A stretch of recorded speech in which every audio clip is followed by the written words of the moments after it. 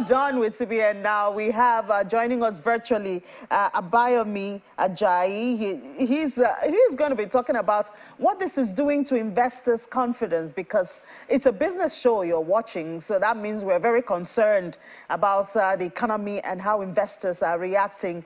Hi, Abayomi. Good morning. Thank you so much for your time this morning from STARS. You're a banking and financial analyst from STARS. And STARS did carry out a research on how we just had the NPR hiked. We have all of this redesigned policy, new Naira, extension or not. What is this doing to investors' confidence at the end of the day? Okay, first of all, good morning. Thank you for having me here. Happy New Month. Right, so to jump into it, I think like you and Kevin just spoke about, right? Everything that we've been seeing is bad for the economists. It destroys investors' confidence in the economy, right? Because you see the CPI chasing different cashless policies at the same time, right? There's the Naira redesign, there was a withdrawal limits, then there's the domestic card scheme that just came out too, right? And it's sending all of this sends negative notions to foreign investors and just prevents them from bringing their money into the economy. We've seen that happen since 2020, right? Or even before 2020, before COVID hit us, foreign investors started leaving the capital markets from about 50% contribution in the equities markets. Right now, we're about 17%, right? And that just shows that they've left and they've been leaving way before we started having issues like COVID and then the Russia-Ukraine war and all of that, right? So it's negative, really and truly. It's just it's negative. Okay, but can we say this is normal, having a negative investors' confidence at this time? Because, of course, we do have the election coming on, and we've heard how, you know, this mopping up is also a way to deal with vote buying and some of those things that could also reduce the integrity of our elections. So can we say it's just because of the elections these two shall pass?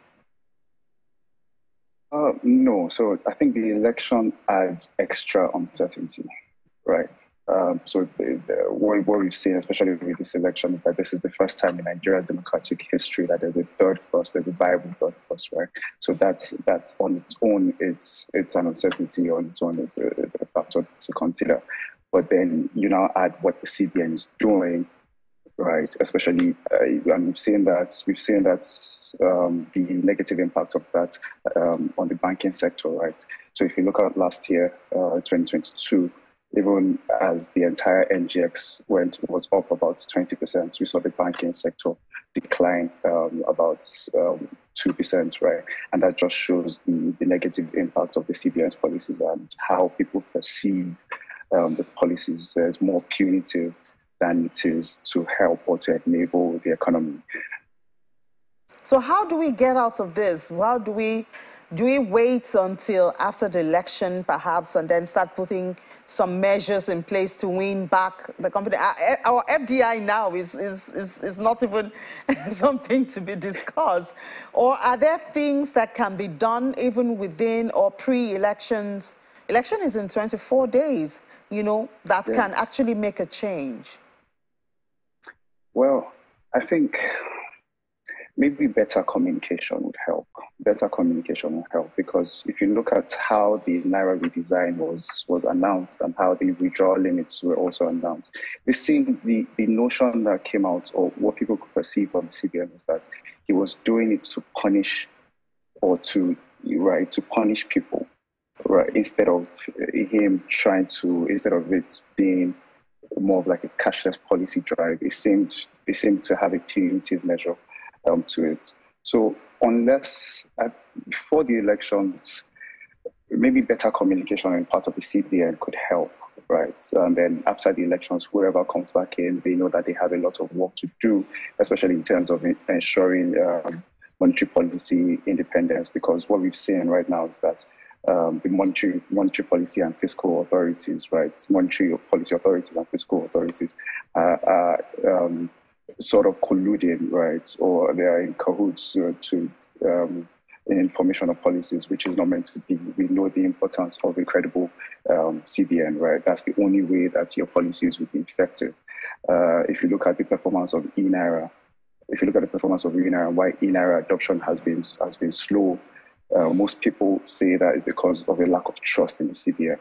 And if you look at so when there's no trust, when there's no confidence in the CBN, the policies would not be able to work.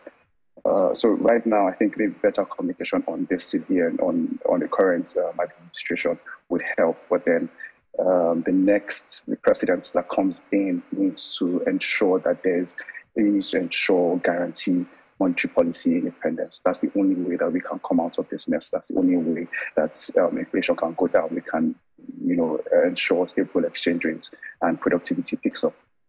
All right, Abayomi, more communication. I guess that started yesterday when the governor of the Central Bank of Nigeria was at the House of Representatives. But thank you so much for sharing your thoughts with us this morning. Abayomi Ajayi, banking and financial analyst with STAIRS.